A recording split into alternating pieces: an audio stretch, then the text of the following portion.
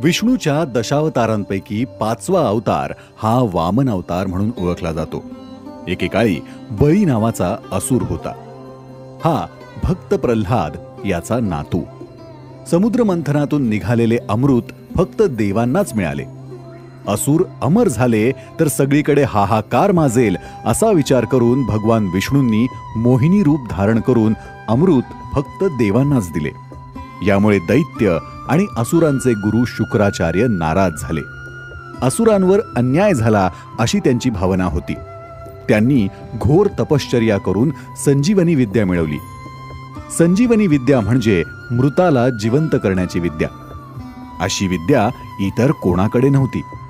आपली विद्या त्यांनी बळीराजाच्या समर्थनासाठी वापरली. एखाद्या युद्धात त्याचे सैनिक किंवा स्वतः बळीराजा जायबंदी झाला की शुक्राचार्य आपली संजीवनी विद्या वापरत. त्यामुळे असुरांचे बळ पूर्ववत होत असे. शुक्राचार्यांच्या मार्गदर्शनाने असुर साम्राज्याने खूप यश मिळवले. पृथ्वीवर राज्य मिळवले. देवांना हरवून स्वर्गावरही राज्य मिळवले. हा बळीराजा नीतिमान व धार्मिक होता. त्याने आपल्या राज्यात मोठे यज्ञ सुरू केले. यातून तो मोठा दानधर्मही करत असे. त्याच्या द्वारातून कोणीही याचक रिकाम्या हाती परत जात नाही अशी दानशूर राजा म्हणून त्याची ख्याती होती. यज्ञ जेव्हा केला जातो तेव्हा तो देवतांना स्मरून त्यांना पूजून केला जातो. त्या यज्ञात पूजलेल्या देवतांना बळ मिळते असंही म्हणतात. त्याने व शुक्राचार्यांनी या यज्ञाचे फळही देवांना मिळणार नाही अशी काळजी घेतली. देवराज इंद्र आणि समस्त देव भगवान विष्णूकडे याचना करायला गेले. यज्ञाचे बळ नाही, तसेच बळीला मारताही येत नाही, कारण गुरु शुक्राचार्य त्याला परत जिवंत करू शकतात. 100 यज्ञ पूर्ण केले तर तो स्वतः इंद्रपदाला पोहोचेल अशी भीती त्यांनी बोलून दाखवली.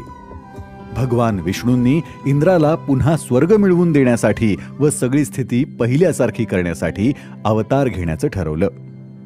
त्यांनी महर्षी कश्यप आणि त्यांची पत्नी अदिती हिच्या पोटी जन्म घेतला. त्यांचे हे रूप अतिशय लहानगे होते. उंची कमी होती. त्यांचे वामन असे नामकरण झाले. काही वर्षातच ऋषी देव यांच्या उपस्थितीत वामनावर यज्ञोपवीत संस्कार झाले. त्याची मुंज झाली. काही दिवसातच हा बटू वामन यात्रेला निघाला. इकडे बळीराजाचा 100वा यज्ञ सुरू झाला होता. त्यामुळे गुरु शुक्राचार्य खूप आनंदात होते. दूर दूरून याचक अपेक्षेने यज्ञासाठी आले होते. बळीराजा प्रत्येकाला जे मागेल ते देत होता. दान करून पुण्य प्राप्त करून घेत होता. याचकांचे समाधान करण्यात त्याने कुठलीच कमतरता ठेवली नाही. त्याचा खजिना यात रिकामा झाला. या यज्ञाच्या ठिकाणी वामन पोहोचला आणि राजासमोर याचना करायला उभा राहिला. वामनाचे गोड बाल स्वरूप पाहून सर्वजण स्तिमित झाले. बळीराजांनी वामनाला पाहून हात जोडले व म्हणाला, हे बटू, तुझ्या आधी आलेल्या याचकांच्या इच्छा पूर्ण करता करता माझा खजिना रिकामा झालाय. क्षमा असावी. आता माझ्याकडे दान देण्यासारखं धन शिल्लक राहिलं नाही. बटू वामन म्हणाला, राजा, आधी मला काय हवंय ते तरी जाणून घ्या. मग ठरवा तुम्ही मला इच्छित दान देऊ शकता की नाही ते. बळीराजा म्हणाला, ठीक आहे, सांग तुला काय हवंय. बटू वामन म्हणाला, मला फक्त 3 पावलं जमीन हवी आहे. हे ऐकताच सर्वजण हसायला लागले. राजाने त्याला विचारलं, अरे, एवढीशी जमीन घेऊन तू काय करणार? वामनाने राजाला म्हटलं, महाराज, तुम्ही आधीच्या याचकांना विचारलत का की तुमचं दान घेऊन ते काय करणार? मग मला असा प्रश्न का विचारता?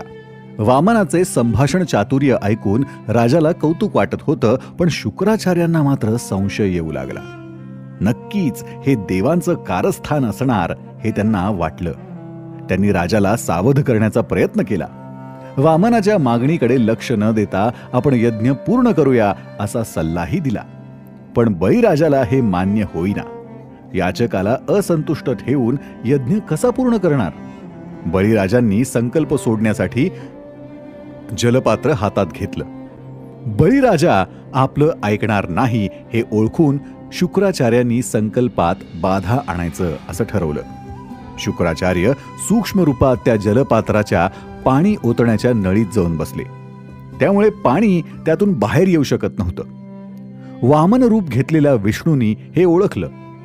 त्याने बळीराजाला सुचवलं की काहीतरी अडकलं असेल त्या पात्रात. एखादी काडी घेऊन त्यात टाकून बघा, म्हणजे पाण्याचा मार्ग मोकळा होईल.